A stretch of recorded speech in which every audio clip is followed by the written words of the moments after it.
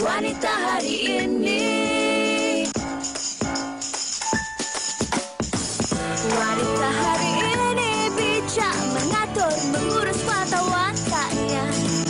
Usahawanti, ibu, istri, permaisuri.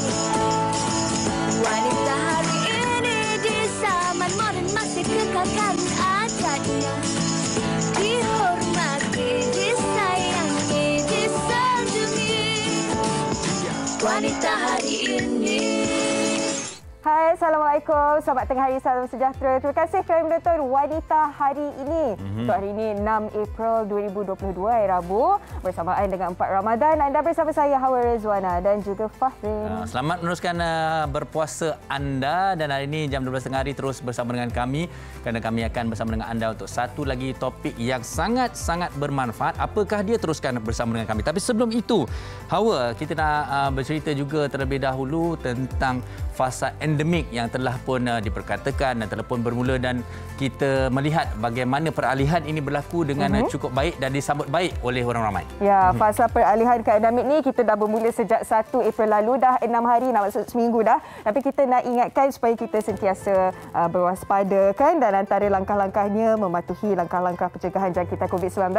Saya yakin penonton kita pun dah faham. Tapi kalau boleh jangan putus asa lah. Kita elak berada di tempat awam yang beramai-ramai. Okey, tapi ini yang lebih penting, di mana solidariti community. Tadi kita bercakap mengenai keluarga kita sendiri dan diri kita sendiri. Tapi apabila kita berbicara mengenai community inilah tanggungjawab kita sesama kita. Pastikan kita patuh kepada langkah-langkah pencegahan, saling mengingati, jangan marah bila orang ingatkan, dan sentiasa menjaga dan melindungi golongan berisiko, dan pastikan tiadanya lagi stigma, sebaliknya memberi sokongan psikososial kepada mereka yang positif COVID-19. Itu saya sokong, Fahrin. Sebab ada dalam kalangan mereka ni, bila ada orang positif COVID-19, ada saja macam alamak takutnya kan. Tapi sekarang ni semua orang, saya suka banyak bila orang positif, kenapa? Apa? Sedangkan orang tu dapat dari bantuan. mana kan? Okey. Baik, dan menyebut tentang itu juga, tentang komuniti, tentang masyarakat, bercakap juga tentang bulan puasa. Wah. Bazar Ramadan saya tengok ni, bukan ramai orang ni. Fahrin dah pergi? Saya tak pergi lagi, saya banyak order je. Tapi bila saya tengok, memang ramai yang berkunjung ke sana. Pasti ramai yang merindui untuk berkunjung ke Bazar Ramadan. Tetapi ada juga perkara-perkara yang kita harus ingatkan sentiasa kepada mereka, Hawa. Dan pastikan anda hadkan masalah bila berada di Bazar Ramadan ataupun tempat-tempat awam kan. Dan sudah pun dipesan juga oleh Timbalan Menteri Kesihatan, Datuk Dr. Nur Azmi, supaya kalau boleh jangan bawa anak-anak ke Bazar Ramadan. Kita faham ada dalam kalangan mereka ini terpaksa kan. Tapi kalau kedua-duanya pasangan, salah seorang ada masa seorang jaga, seorang ke Bazar Ramadan, tak perlu kedua-duanya sekali bawa anak-anak. Ataupun pertimbanganlah untuk membeli secara dalam talian yang telah pun banyak disediakan, kerana mereka adalah antara golongan yang sebenarnya berisiko. Jadi kalau antara pendapat lain daripada saya lah, cadangan dan sarangan daripada saya, misal katalah kalau pergi awal lebih baik, tak ramai orang. Tapi sekali kita dah pergi, itu dah terlalu ramai orang, mungkin hadkan masa kita ataupun terus saja beralih kepada pesanan dalam talian. Okey. Dan hari ini Fahrin ada cakapkan kalau boleh hari ini kita nak bagi pelbagai informasi kepada anda. Tapi sekarang ni kita nak kongsikan berita yang gembira. Buatkan seluruh rakyat Malaysia cukup bangga sekali dengan 5 pemuda ini, 5 remaja ini, 5 pelajar serentak diterima masuk ke Harvard. Dalam kalau kita melihat dari paparan ini, iaitu Ishan Shah, Herman Leong Zin Yang, dan di bawah itu daripada kiri Lee Ejian, Choi Ji Kin dan juga Karisma Michaela Wong yang telah pun berjaya menempatkan diri mereka ke Universiti Harvard, Amerika Syarikat bagi sesi 2026. Ini pencapaian yang cukup membanggakan ya. Dan masing-masing Karisma Michaela sekarang ini sedang mengikuti pelajaran A-levels ya di College Yayasan UEM, dan Lee Ejian pelajar dari Kuala Lumpur, dan Ishan dari Pulau Pinang. Dan apa-apa kita ucapkan tahniah buat kelima-lima pelajar ini. Terus harumkan nama Malaysia ke Harvard. Harvard University legend ni daripada dulu pun bila disebut-sebut dari mana Harvard, berjaya masuk ke mana Harvard. Bukan saja kita di Malaysia tapi di seluruh dunia juga. Suatu yang membanggakan kalau seseorang itu berjaya menempatkan diri mereka ke dalam dalam universiti tersebut. Kalau kita tengok filem pun Farin, semua dalam tu semua cita-cita dia nak ke Harvard University. Okey, baiklah, kita tumpukan perhatian kita kepada topik kita pada hari ini. Sebenarnya sesuatu yang bermanfaat, sesuatu yang harusnya diberi perhatian. Ramai orang tak ambil tahu, tapi mulai daripada hari ini tolong ambil tahu. Tapi sebelum tu, kita saksikan TikTok menarik ini.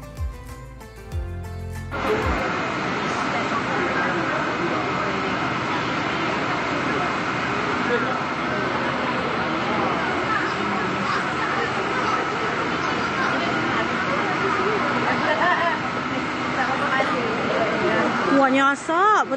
Betul masuk ke rumah kita. Give me some room, I'm about to shoot. Everybody running out the room. Everybody begging, don't shoot.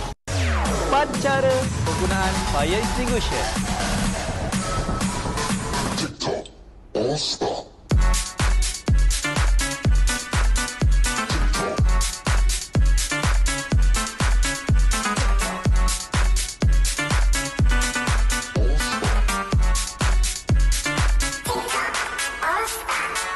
Ku buat lagi, selagi tak jadi tak sah sampai jadi.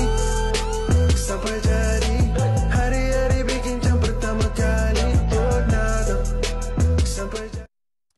Baik, itulah dia sedikit ilmu-ilmu ataupun tips-tips yang ada berkaitan dengan topik kita pada hari ini, Hawa. Sebab sebelum ni kita dengar ada kes berlaku di bilik air kan, tengah mandikan bayi, tiba-tiba terkena rejatan elektrik disebabkan oleh water heater ataupun pemanas air, dan rupa-rupanya kes tu berlaku kerap sekali sebab tak buat pemeriksaan berkala. Jadi hari ini kita nak belajar jugalah bagaimana untuk kita elak daripada perkara ini terjadi lagi. Okay, jadi hari ini topik kita adalah bahaya litar pintas, dan dah pun bersedia dalam talian bersama-sama dengan kita adalah salah seorang yang telah menjadi mangsa litar pintas dan juga kediamannya juga mengalami kerosakan yang amat-amat dahsyat. Dan inilah dia adik Muhammad Daniel Aiman Johari dari Tanah Merah, Kelantan. Assalamualaikum adik Daniel. Hai Daniel. Daniel boleh dengarkan kami ke? Ke Daniel mute tu. Daniel boleh dengar kami? Boleh dengar Farin dan Hawa? Daniel? Okey, mungkin kita ada sedikit masalah teknikal dan kita masih lagi menunggu Daniel untuk menjawab. Okey. Hello Daniel. Hello, Assalamualaikum. Waalaikumsalam. Risau, saya ingat ada litar pintas ke apa tadi? Okey Daniel, sebenarnya apa yang berlaku waktu tu? Okey, waktu tu dalam pukul 2.30 petang, saya dan abang saya dan juga kakak ipar baru habis lunch dekat dapur waktu tu. And then lepas makan apa semua tu, tengah-tengah borak tu abang saya ada bau macam benda hangit, macam benda terbakar. And then abang saya cakap cuba pergi tengok dekat bilik mami, which mean ibu saya lah. Then bila pergi tu, bila dah buka pintu tu, asap hitam memang dah tebal, and then api pun memang dah marak sebab pelak dekat dinding tu dia bersebelahan dengan kain, and then ada katil, and then daripada situ lepas kita orang nampak benda tu, and then kita tutup api apa semua, kita bawa lari barang-barang yang perlu sikit, and then kita keluar tu tak sampai dalam 2-3 minit api dah marak. Memang marak sampai satu rumah tu gelap dengan asap tebal je. Oh, memang satu rumah terbakar Daniel. Kalau kita tengok daripada visual ni. Yang terbakar ruang tamu yang baru dan bilik ibu saya. So dia tak sempat ke yang lama lah sebab yang terbakar ni tempat yang baru renovate dalam 2019 hari itu renovate. Okey, dan kejadian ni berlaku pada 29 Mac yang lalu Ya, betul. Punca dia sebab apa tu Daniel? Disebabkan kalau orang bercakap disebabkan litar pintas yang dekat pelak. Tapi masih lagi dalam siasatan. So tak tahu lagi apa puncanya, adakah sebab litar pintas ataupun benda lain, kita tak tahu. Dan sekarang ini berada di rumah mana Daniel? Saya sekarang berada di rumah kakak. Okey. Dan kalau diingat-ingatkan kembali Daniel, mungkin di plug tersebut mungkin apa perkara ataupun barang terakhir yang diingat berada di situ, adakah masih dihidupkan ataupun dimatikan atau macam mana agaknya? Seingat Daniel dan keluarga lah, apa sebenarnya mungkin menjadi punca? Based on apa ibu saya cakap lah. Dia cakap charger dia letak charger dekat situ, dekat plug tu lah. And then charger tu dia tak tutup. After benda tu tak tutup, kita pun macam benda tu macam ambil perkara simple lah kan. Tapi bila dah terkena, inilah jadinya yang terbakar besar ni. Kita pun tak expect benda tu sebenarnya sebab tak pernah terjadi kan. Ya, tak dinafikan Farid. Saya sendiri pun kadang-kadang ke kerja kan, balik rumah alamak switch tak tutup.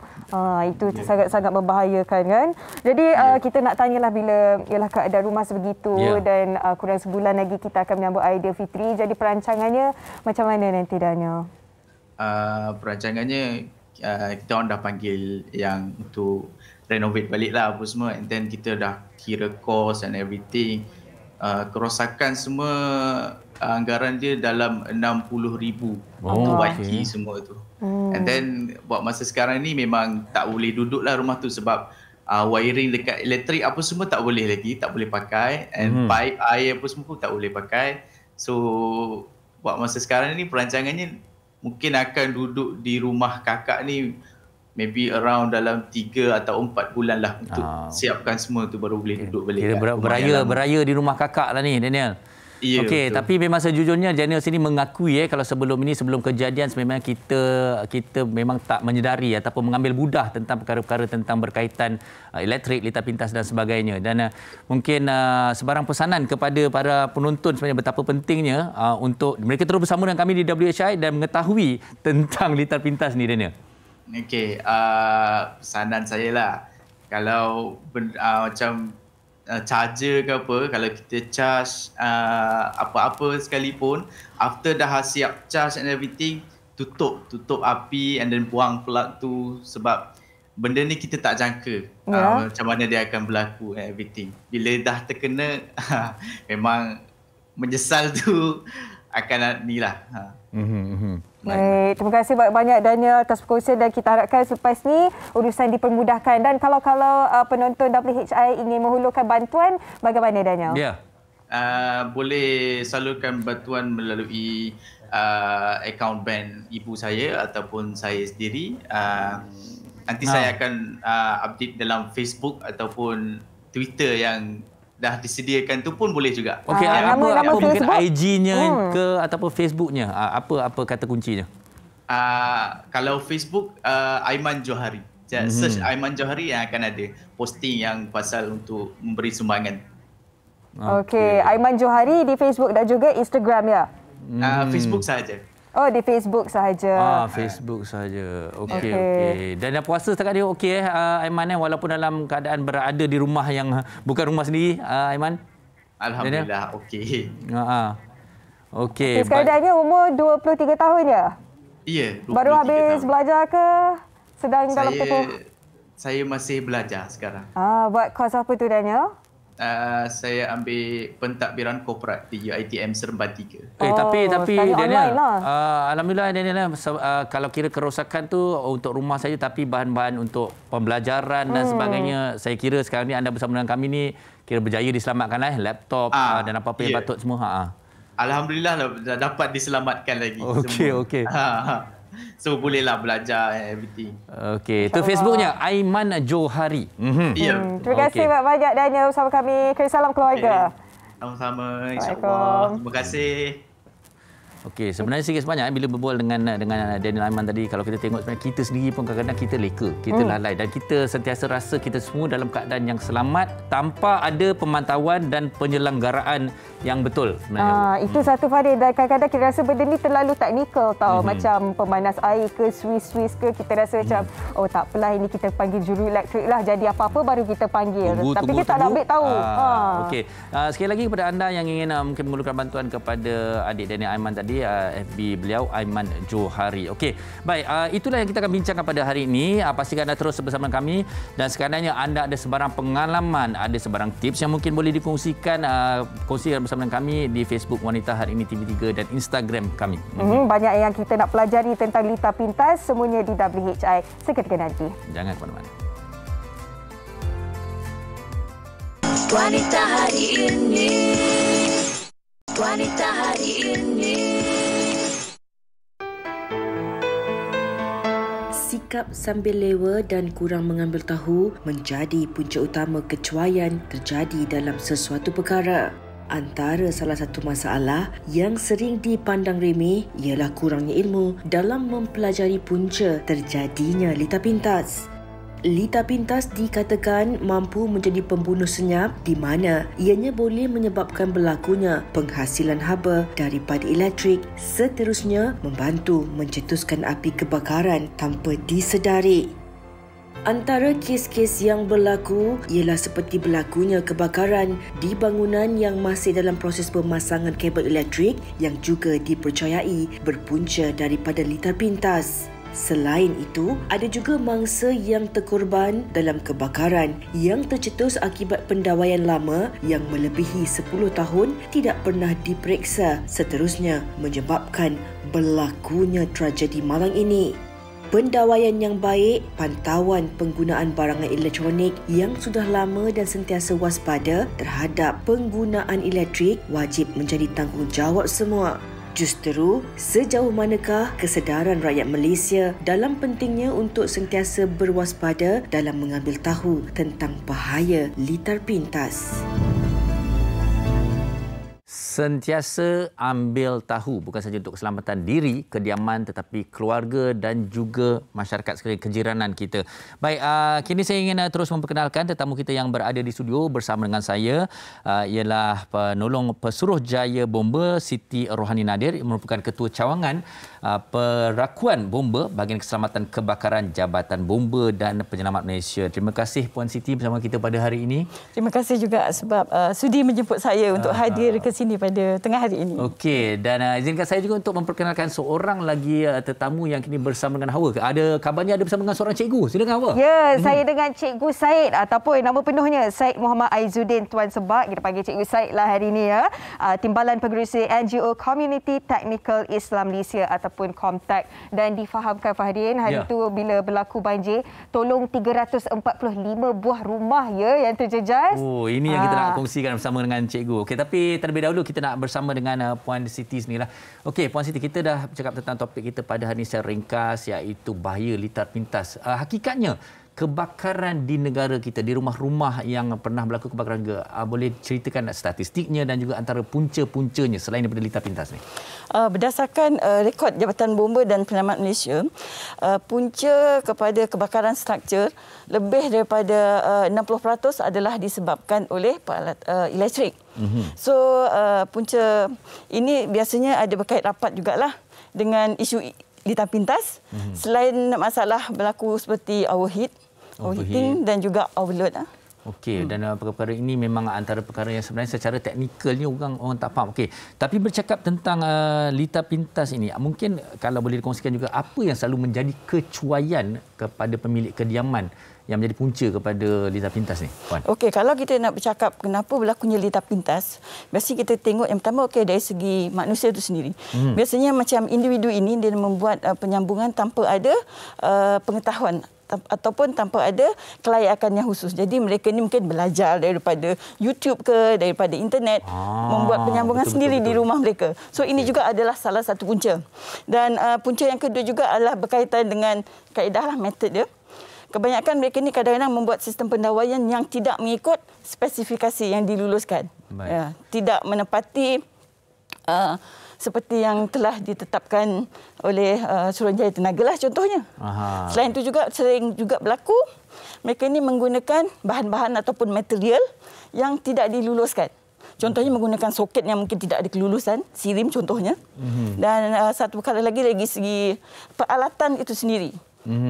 Peralatan seperti memasak dan sebagainya tidak mempunyai kelulusan.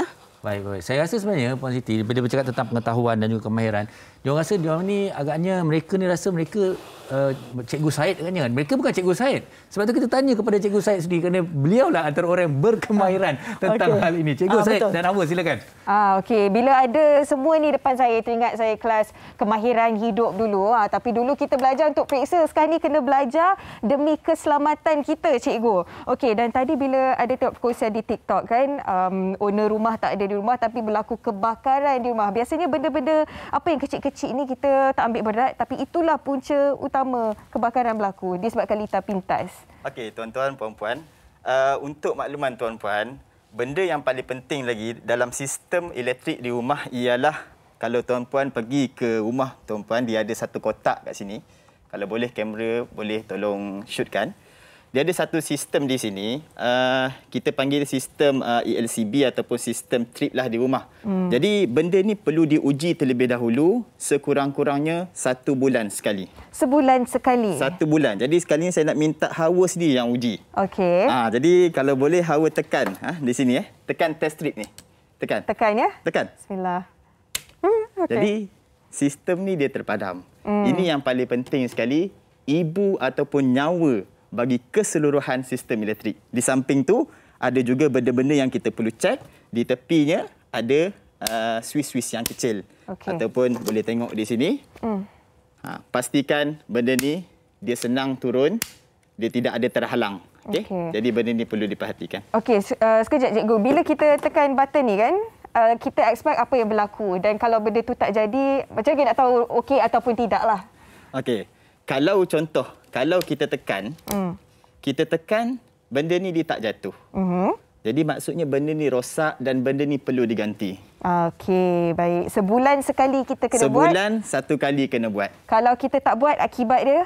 Akibat dia, kalaulah berlaku litar pintas ataupun overload, keseluruhan sistem ni akan terbakar seperti mana sebuah rumah di Shah Alam, di Seksyen 24, kami pergi baru ni, keseluruhan rumah flat tu, sebuah unit di rumah flat tu terbakar. Dan alhamdulillah kami datang, kami selesaikan, kami bagi servis pendawaian kami secara percuma. Cikgu, tengok saya angkat tangan ni. Okey, ada pelajar di sana nak tanya soalan. Saya ada satu soalan, cikgu. Boleh. Saya ada satu soalan. Okey, tentang menyelenggara tu sebenarnya, kita kena panggil orang ke ataupun kita boleh buat sendiri? Okey. First kali, orang yang boleh selenggara ni, dia kena ada lesen komputer. Macam disebutkan oleh Puan tadi, sistem elektrik ni mesti diselenggara mengikut Peraturan Elektrik 1994 5 tahun sekali. Dan sistem pelindung mesti diselenggara 2 tahun sekali oleh orang-orang kompeten yang berkelayakan.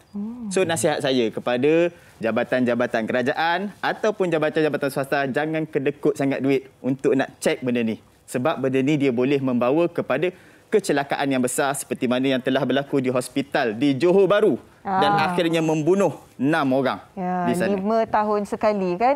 Cikgu, dan biasanya kalau benda-benda kecil ni yang kita tak indah, itu yang sebenarnya buat kebakaran lagi teruk berlaku. Tadi bila Puan Siti bagi tahu antaranya sebab ada yang buat suka-suka hati tanpa pengetahuan, itu puncanya kan. Jadi lain-lain lagi, apa antara sebab utama mudah sangat berlaku litar pintas ni? Okey, baik, betul itu. Saya suka pada soalan Hawa tadi sebenarnya. Selain daripada litar pintas yang ditunjukkan oleh Cikgu Syed, mungkin ada tabiat-tabiat lain yang menjadi kebiasaan tapi sebenarnya membahayakan kepada pemilik kediaman tu, Puan Siti. Betul, Farin. Kita ni sebagai manusia selalu tidak lepas daripada kecuaian. So satu lagi, sikap kita ni suka mengambil ringan kepada benda-benda yang boleh menimbulkan kemerbahayaan.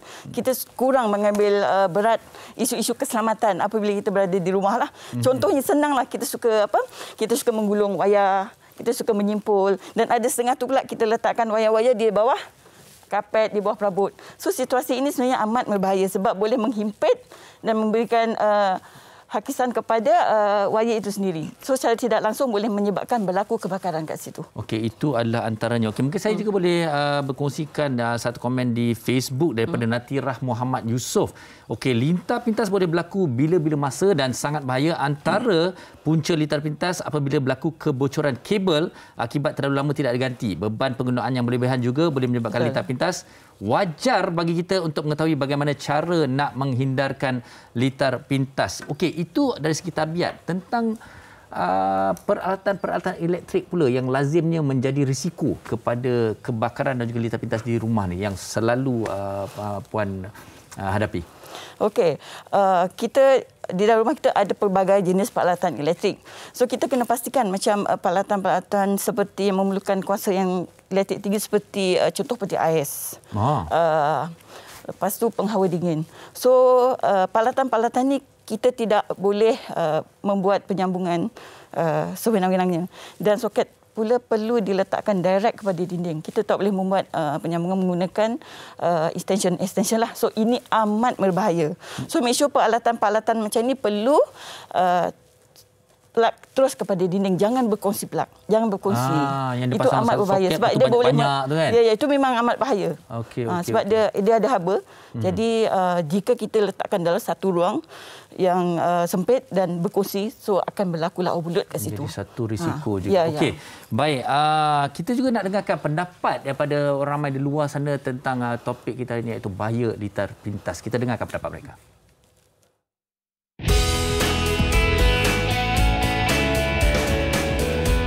Ilmu tentang litar pintas ini sangat penting saya rasa untuk mengelakkan kemalangan jiwa, untuk mengelakkan kerosakan perkakasan elektrik di rumah dan lebih paling teruk sekali untuk mengelakkan kebakaran.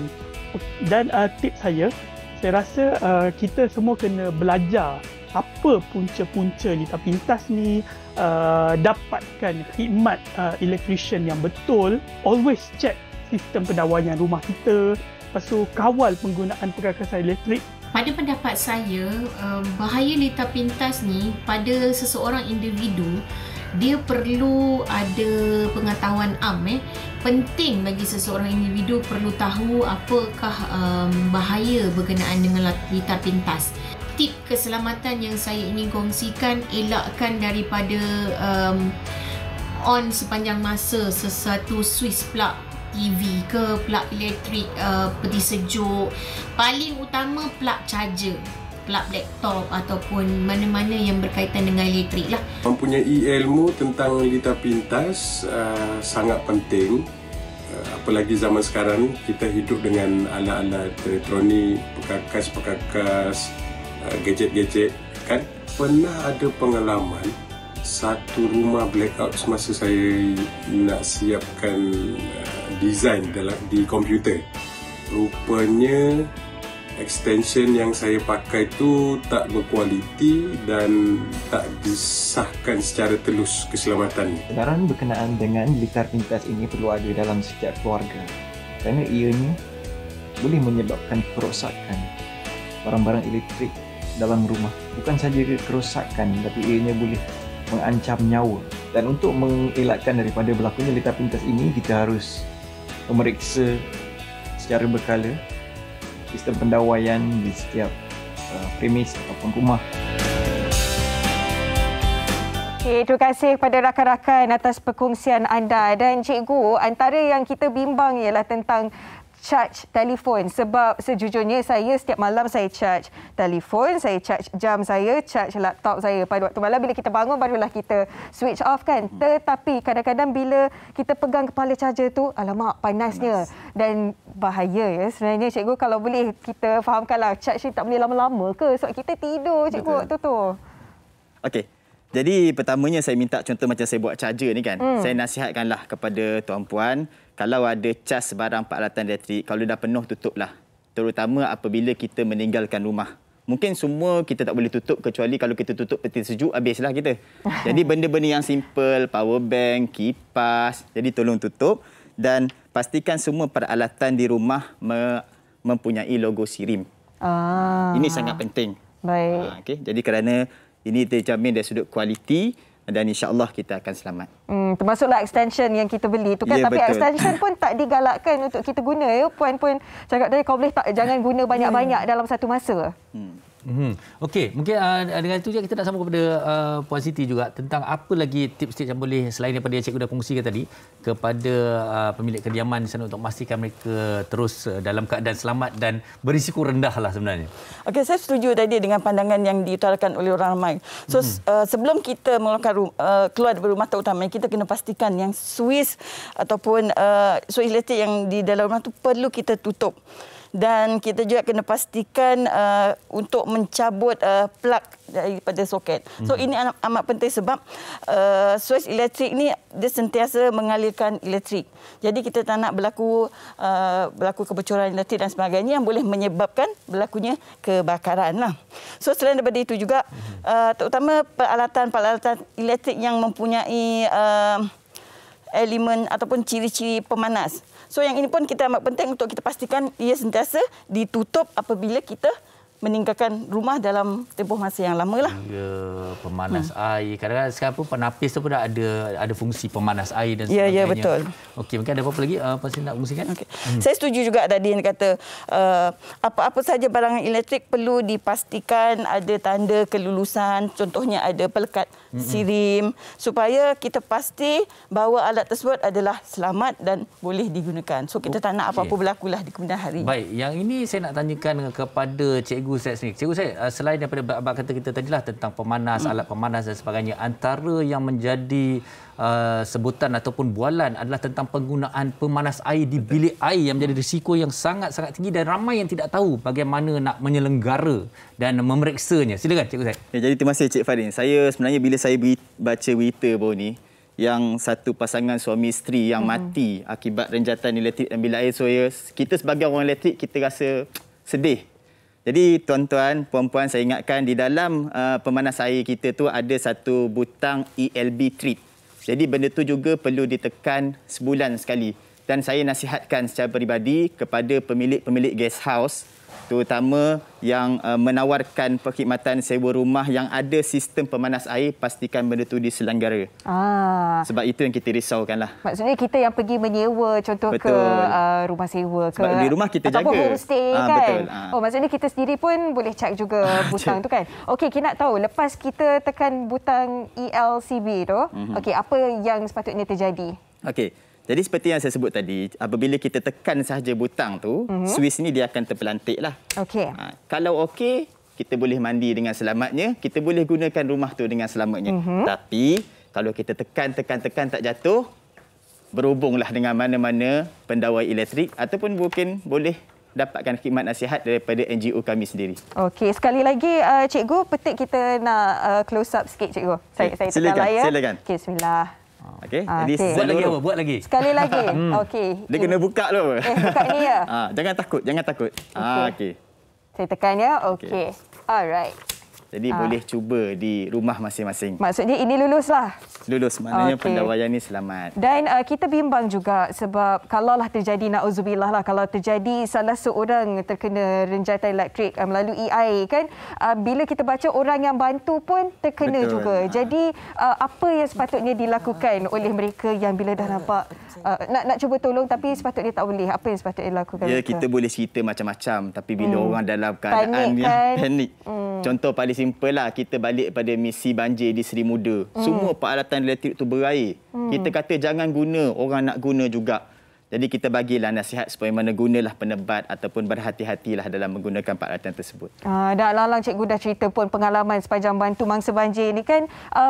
Jadi cikgu tengok sejauh mana kesedaran orang ramai terhadap betapa pentingnya kita kena ambil tahu asas tentang elektrik ni. Cikgu. Ya, orang ramai ni simple lah. Janji ada api. Bila dia pegang prinsip janji ada api, janji on, dia jalan. Rosak baru telefon. Rosak baru telefon, terbakar baru telefon kami. Itu saya masalah. Pun terasa juga, Fahrin. Memang betul. Kadang-kadang bila cikgu cakap itu, terasa juga kita sebenarnya kan. Tapi janji ada api, kami sebenarnya risau juga. Biar bomba paling risau sebenarnya. Okey. Baik. Kalau kita nak tanya Puan Siti jugalah tentang bukan saja nasihat tetapi katalah apabila sesuatu itu terjadi, apa yang harus dilakukan? Nasihat yang terbaik kepada mereka untuk sentiasa bersiap-siagalah menghadapi sebarang risiko. Okey, tadi dari aspek penyelenggaraan tu memang amat pentinglah. Dan kita pun tahu banyak kes kebakaran berlaku adalah disebabkan elektrik. Jadi kita kena dari semasa memastikan sistem elektrik di rumah sentiasa berada di dalam keadaan baik. Okey, seperkara lagi ya. Kami di pihak Bumba amat menggalakkan supaya orang ramai menyediakan alat pemadam api di rumah lah. Dan satu lagi adalah menyediakan alat pengesan asap. So alat pengesan asap ni contohnya dia boleh membantu kita memberikan amaran sekiranya berlaku apa-apa kemalangan ataupun kebakaran di dalam rumah. Dan alat pemadam api ni pula kita boleh gunakan sekiranya berlaku kebakaran yang kecil. Tetapi kalau berlaku kebakaran yang besar, kita rasa tak boleh nak lawan, kita kena lari. So kalau kata kita boleh selamat dan kita boleh memadam kebakaran, kita boleh gunakan alat pemadam api tersebut. Tetapi kalau kebakaran tu dah besar, kita kalau berada di dalam situasi tersebut, kita perlu keluar menyelamatkan dirilah dan mohon bantuan. First kena dapatkan ataupun hubungi talian kecemasan 999, maklumkan kepada Bumba lah. Okey, baik. Dan saya sebenarnya kat rumah saya pun ada juga alat pemadam api tu. Tapi sebenarnya kadang-kadang itu juga kita tak selenggara dan kita tak periksa. Mungkin ada tarikh luput ke untuk setiap alat pemadam api? Macam mana kita nak periksa tu? Okey, untuk setiap alat pemadam api di bahagian bawah tabung tu ada tarikh dia. Memang banyak kes juga sebenarnya. Ada alat pemadam api tetapi tak tahu cara mana nak guna. Betul. So mana jangan hanya beli alat pemadam api, so kita pun kena belajar cara mana untuk menggunakan alat pemadam api tersebut. Okey. Baik, jadi kita nak kata kalau kita tahulah bulan Ramadan ni ramai yang suka masak, nak masak kuih, nak macam-macam benda lah. Jadi, itu memang perkara penting, selalu berlaku. Nasihat kepada para penonton. Biasa juga berlaku semasa musim perayaan sebab orang sibuk membuat kuih, tiba-tiba terlupa ada masak kuih, oven terbakar. Jadi kita memang amat menyeru orang ramai supaya memastikan aspek keselamatan diambil kira apabila membuat kerja-kerja memasaklah di rumah. So janganlah masak lewat-lewat. Mungkin takut nanti kita mengantuk dan tertidur. Dan pastikan apa-apa peralatan elektrik yang kita akan gunakan mesti berfungsi dengan baik. Kalau rosak, kita kena hantar pembaikan kepada pihak yang kompeten. So bila rasa kita letih ataupun kita tak sihat, jangan masak. Sebab banyak kes berlaku kebakaran yang disebabkan oleh api dapur. So kita tak nak situasi ini berlaku. Kita nak menyambut Hari Raya dengan gembira tetapi kita tak naklah berlaku kecelakaan seperti ini. Bukan kadang-kadang dia takut kena siapkan order. Orang minta banyak sangat. Banyak kes lah tu. Satu macam tu. Ada. Dan saya pastikan juga oven tu belakang tu tak terlalu panas dan sebagainya. Mungkin ada kena jauhkan daripada bahan-bahan yang mudah terbakar. Itu pun penting jugalah. Okey. Baik, mungkin kita nak dengar sedikit tips juga daripada Cikgu Said. Dan kita ni kalau yang dewasa, kita mungkin tahulah apa yang kita nak buat kan. Tapi sekarang kita fokus dekat mereka yang ada anak-anak kecil pula. Kalau di rumah tamu-tamu raya nanti ada yang datang berkunjung kan. Apa langkah-langkah keselamatan yang boleh buat supaya tak terjadi apa-apa yang kita tak nak lah. Jadi bagi nasihat saya lah, kalau contoh kita minta anak-anak kita buat contoh pasang suis ke apa semua, pastikan tangan mereka tidak basah, mereka berhati-hati sebab benda ini penting.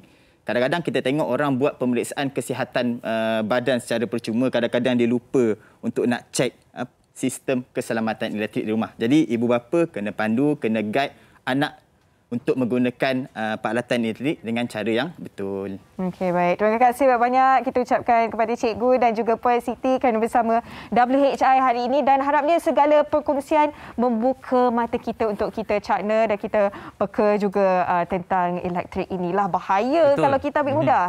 Betul, Hawa. Jadi hari ini bersama dengan Cikgu Said dan juga Puan Siti, banyak perkara yang saya kira sebenarnya selama ini kita ambil mudah, kita memandang remeh, tapi hakikatnya kita harus benar-benar berikan perhatian dan selenggara dengan baik. Lagi-lagi nak raya ni. Okey, jadi kita sekali ucapkan terima kasih kepada mereka dan kepada anda penonton-penonton wanita hari ini. Teruskan bersama kami, kita berehat seketika. Wanita hari ini. Wanita hari ini. Itu dia. Okey, kalau kita tengok tentang kebakaran tadi, sesuatu yang memang kita harus berikan perhatian. Dan juga orang kata kita kena pastikan keselamatan kita. Lebih-lebih lagi kadang-kadang kalau kita tengok sebenarnya kita sekarang ni sibuk dengan nak bersahur, sibuk dengan nak berpuasa dan sebagainya. Dia sibuk-sibuk, tahu-tahu kat kita. Okeylah, sebut pasal sahur, Farin sahur makan apa selalu? Saya sahur memang yang ringkas-ringkas, yang mudah-mudah saja. Tapi kenapa kami gelak? Kerana TikTok kami ni sangat menarik. Jom kita saksikan.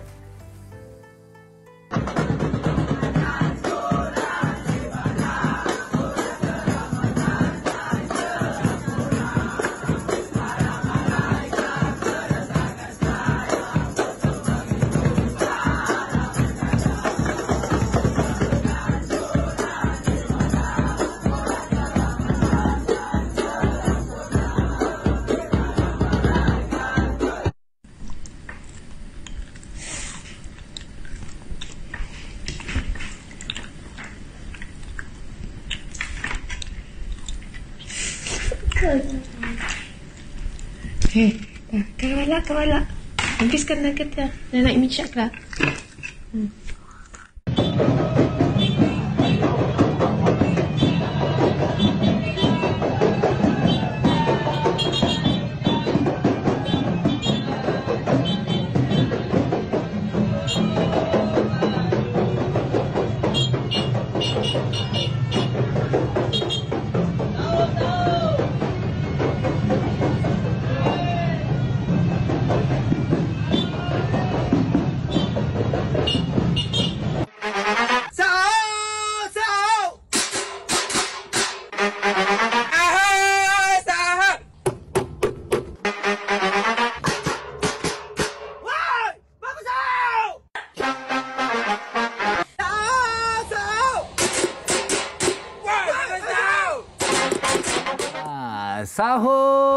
Sahur.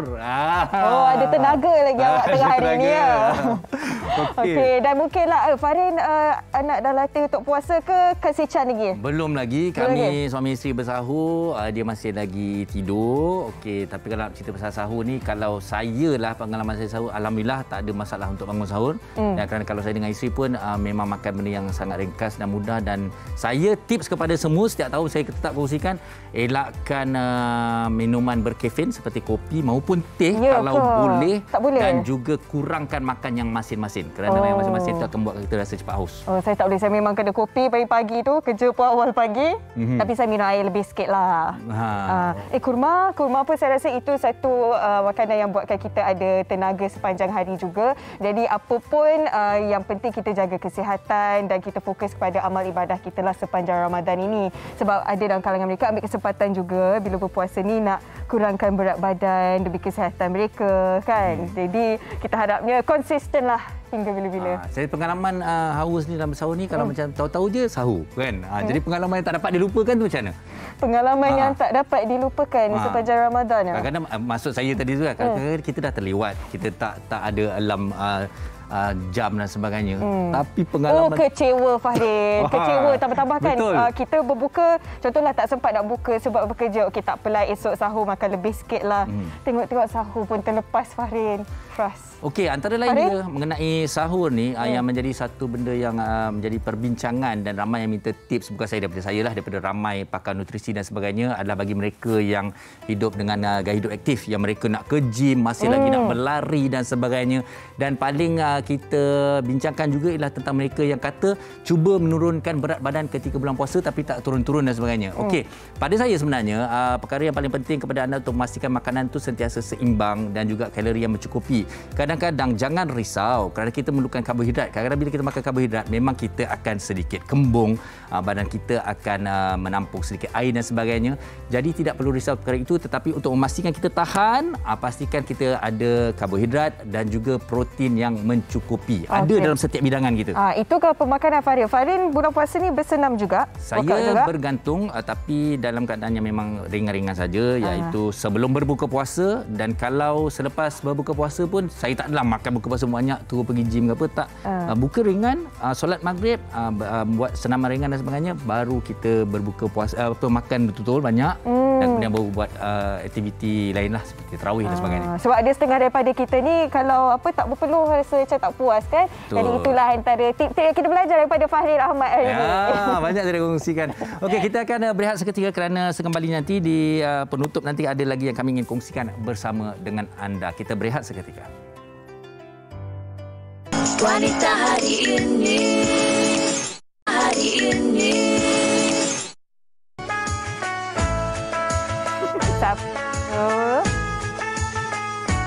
Seikhlas hati, kita kongsi. Semoga senyuman dan kegembiraan terus bersemi di dalam hati.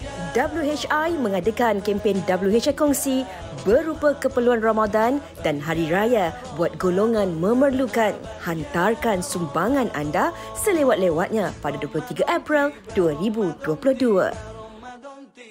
Okey, ada banyak hari lagi sehingga 23 April untuk anda hulurkan apa jua sumbangan, sebab sebelum ini ramai yang terkesankan disebabkan oleh banjir, banyak barang-barang keperluan mereka. Dan kalau anda nak maklumat lebih lanjut, hanya ke Instagram kami WHITV3 dan ada nombor telefon yang disediakan di situ. Okey, dan kami pasti ramai juga rakyat Malaysia yang terus prihatin dan ingin mengeluarkan bantuan dan ingin membuat kebajikan di bulan yang mulia ini.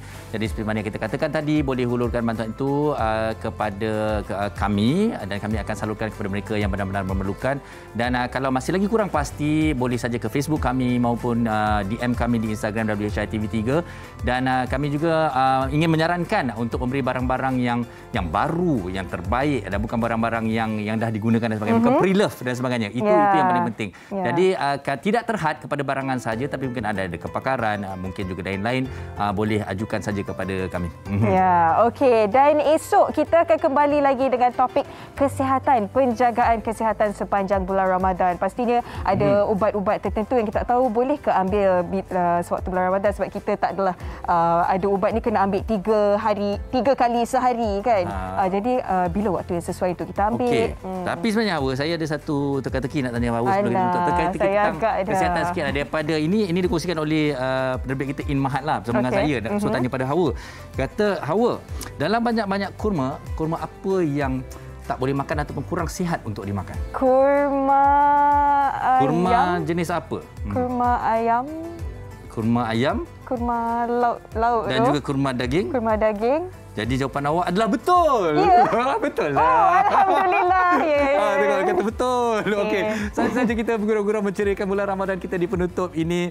Jadi pastikan anda bersama dengan kami lagi esok untuk terus kita jaga kesihatan dalam bulan Ramadan, dan untuk kita pastikan bulan Ramadan ini kita mampu berpuasa dengan baik, dengan sempurna sepanjang hari, Hawa. InsyaAllah. Sekian saja dari saya, Hawa dan juga Fahril untuk hari ini. Kita jumpa lagi esok jam 12.30 hari. Jaga diri, selamat berpuasa. Assalamualaikum. Bye. Ibu istri permaisuri. Dia Pusawati aliran masa kini, dia penyambung warisan Sri Kandi. Dia lemah lembut baik budi pekerti, tapi cekal hati dia tabah berani pendidik. Putri dalam hal jati diri, dia permaisuri kepada si suami, kepada anaknya. Dia ratu di hati, tunggak keluarga, kalau bukan dia siapa lagi? Wanita hari ini bijak mengatur, mengurus mata wataknya. Ushawati ibu istri permaisuri. Wanita hari ini di zaman modern masih kekalkan adatnya. Dihormati, disayangi, disanjungi. Dia Pusawati aliran masa kini, dia penyambung warisan Sri Kandi. Dia lemah lembut baik budi pekerti, tapi cekal hati dia tabah berani pendidik. Puteri dalam hal jati diri.